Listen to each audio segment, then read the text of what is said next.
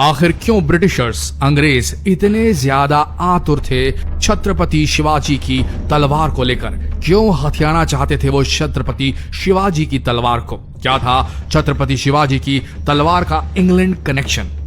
एक ऐसा सम्राट जिसने महज 2000 सैनिकों से एक बड़े, बहुत ही बड़े, विशाल काय मराठा साम्राज्य को स्थापित किया था, उसकी ये गाथा अंत तक सुनिए और जितना हो सके इस वीर योद्धा के शौर्य को शेयर करें। निडर, पराक्रमी, कुशल, प्रबुद्ध, न्यायप्रिय, कुछ ऐसे विशेषण हैं जिनका सीधा पर्याय आज भी बच्चे बच्चे के लिए सिर्फ छत्रपति शिवाजी महाराज हैं। आज के इस मॉडर्न युग में भी शिवाजी महाराज के किस्से आम हैं। लोग उन्हें सुनकर शौर्य महसूस करते हैं, अपने नसों में सनसनी महसूस करते हैं। उनके साहस की गाथाओं को पूरा देश याद करता है। सन 1630 में 19 फरवरी को छत्रपति शिवाजी का जन्म शिवनेर दुर्ग में हुआ था। कई कलाओं में माहिर छत्रपति शिवाजी ने कुशल राजा बनने की दिशा में राजनीति एवं युद्ध की शिक्षा ली थी। उन्होंने अपने जीवन में कई ऐसे कारनामे किए थे जिन्हें सुनकर ही पता लगता है कि रणभूमि में तो क्या, आम जीवन में भी कभी उन्होंने अपने आदर्शों से समझौता नहीं किया। उनमें एक शेर का व्यक्तित्व बचपन से झलकता था। जिस अवस्था में बच्चे अपने माँ बाप के दिखाए रास्ते पर समाज में उठना बैठना, अभिवादन करने के तौर तरीके सीख रहे होते हैं, उस बाल्यावस्था में शिवाजी से जुड़ा एक किस्सा बहुत मशहूर है। कहा जाता है कि शिवाजी के पिता शाहजी अक्सर युद्ध लड़ने के लिए घर से दूर रहा करते थे, इसलिए उन्हें शिवाजी के निडर और पराक्रमी होने का आभास बिल्कुल नहीं हो सका था। इसी अनभिज्ञता के साथ एक बार ये शिवाजी को बीजापुर के सुल्तान के दरबार में ले गए। वहां शाहजी ने 3 बार झुककर सुल्तान को सलाम किया और शिवाजी से भी ऐसा ही करने को कहा, लेकिन शिवाजी अपने पिता को देखने के बावजूद अपना सिर ऊपर उठाए सीधे खड़े रहे और उसी सिर को उठाए उठाए वो वापस अपने दरबार में चले गए। इस घटना के दौरान ऐसा नहीं था कि शिवाजी ने अपने पिता की बात का अनादर किया था, बल्कि उन्हें तो केवल एक विदेशी शासक के सामने सिर झुकाना नागवार था।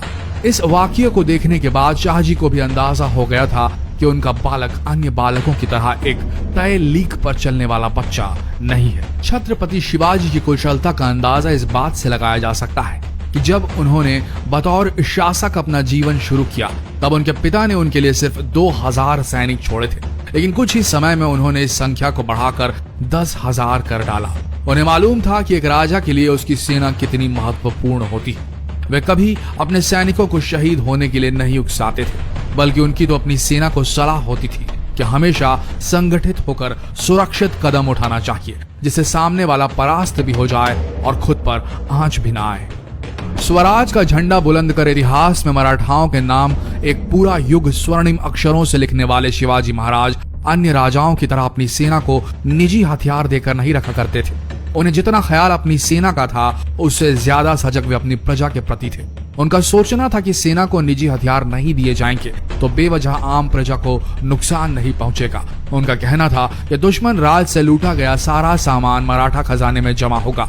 उनके निर्देश थे कि कभी किसी धार्मिक स्थल और उससे जुड़ी सामग्री को कभी नुकसान नहीं पहुंचाया जाएगा, और यही महानता दिखाता है शिवाजी महाराज की। छत्रपति शिवाजी बचपन से ही न्यायप्रिय, धर्मनिरपेक्ष और दयालु थे। बताया जाता है कि मात्र 14 साल की उम्र में वे ऐसे फैसले लिया करते थे कि बच्चे से लेकर बुजुर्ग व्यक्ति तक उनकी छत्र छाया में खुद को सुरक्षित महसूस किया करते थे। उन्हें लेकर किस्सा मशहूर है कि एक बार शिवाजी के समकक्ष उनके सैनिक किसी गांव के मुखिया को पकड़ कर लाए। मुखिया बड़ी और घनी घनी मूंछों वाला बड़ा ही रसूखदार व्यक्ति था, लेकिन इस बार उस पर एक विधवा की इज्जत लूटने का आरोप साबित हो चुका था। हालांकि इस वाकये के दौरान शिवाजी मात्र 14 साल के थे, मगर उनके मन में महिलाओं के प्रति असीम सम्मान था। उन्होंने तत्काल अपना निर्णय सुनाया और कहा, इसके दोनों हाथ और पैर काट दो। ऐसे जघन्य अपराध के लिए इससे कम कोई सजा नहीं हो सकती। क्या आज किसी 14 साल के बच्चे में ऐसे विवेक और बुद्धि की अपेक्षा की जा सकती है? शिवाजी के राज में महिलाओं को बंदी बनाने की अनुमति नहीं थी, और जो महिलाओं का अपमान करते थे उसके लिए मुखिया की तरह कड़ा दंड तय हुआ करता था। महाराज शिवाजी को इतिहास के पन्नों में धर्मनिरपेक्ष शासक कहा जाता है, लेकिन फिर भी उनके बारे में तथ्य मशहूर है कि महाराज शिवाजी हमेशा उन लोगों की मदद करते थे जो हिंदू धर्म अपनाने के इच्छुक होते थे। यहाँ तक कि उन्होंने अपनी बेटी की शादी भी कैसे शख्स से ही करवाई थी जिसने हिंदू धर्म अपनाया। शिवाजी की पैतृक जायदाद बीजापुर के सुल्तान द्वारा शासित दक्कन में थी।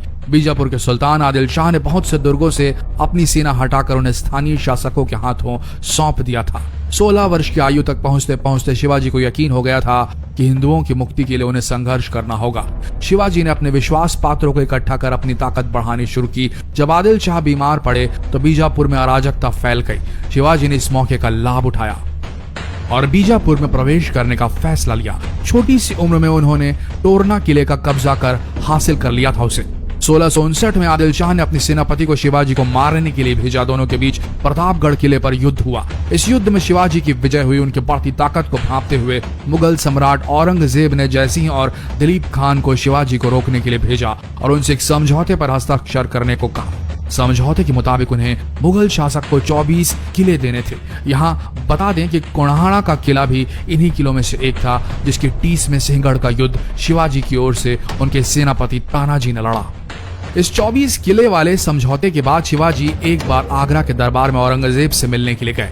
वह 9 मई 1666 को अपने पुत्र संभाजी एवं 4000 मराठा सैनिकों के साथ मुगल दरबार में उपस्थित हुए, परंतु औरंगजेब ने उन्हें वहां उचित सम्मान न दिया, जिस पर शिवाजी ने भरे हुए दरबार में औरंगजेब को विश्वासघाती कह डाला। इसके बाद औरंगजेब ने उन्हें एवं उनके पुत्र को जयपुर भवन में कैद कर लिया, लेकिन 13 अगस्त 1666 को फलों की टोकरी में छिपकर शिवाजी वहां से भाग निकले और रायगढ़ पहुंचे। सन 1674 तक शिवाजी ने उन सारे प्रदेशों पर अधिकार कर लिया था जो पुरंदर की संधि के अंतर्गत उन्हें मुगलों को देने पड़े थे। देखते ही देखते उन्होंने मराठाओं की एक विशाल सेना तैयार कर ली थी जो स्वराज्य के लिए जान देने को तैयार थे। उन्हीं के शासनकाल में गुरिल्ला युद्ध के प्रयोग का भी प्रचलन शुरू हुआ। उन्होंने नौसेना भी तैयार की थी। अप्रैल 1680 को बीमार होने पर उनकी मृत्यु हो गई थी। आज उनकी हर तस्वीर में उनके हाथ में उनकी तलवार देखने को मिलती है। कहा जाता है कि उनकी तलवार पर 10 हीरे जड़े हुए थे जो इस वक्त लंदन में है। शिवाजी महाराज की तलवार प्रिंस ऑफ वेल्स एडवर्ड 7 को नवंबर 1875 में उनकी भारत यात्रा के दौरान कोल्हापुर के महाराज ने उपहार स्वरूप भेंट की थी, लेकिन कभी भी इस तलवार को वापस लाने की कोई कोशिश नहीं की गई। छत्रपति शिवाजी आज भी पूरे देश के लिए एक बहुत ही बड़े इंस्पिरेशन का काम करते हैं। तो जितना हो सके छत्रपति शिवाजी की इस गाथा को शेयर करें, फेसबुक पर शेयर करें, व्हाट्सएप पर शेयर करें। मिलते हैं अगली बेहतरीन भारतीय गाथा के साथ। तब तक के लिए आप सबका इस वीडियो के अंत तक बने रहने के लिए दिल से धन्यवाद।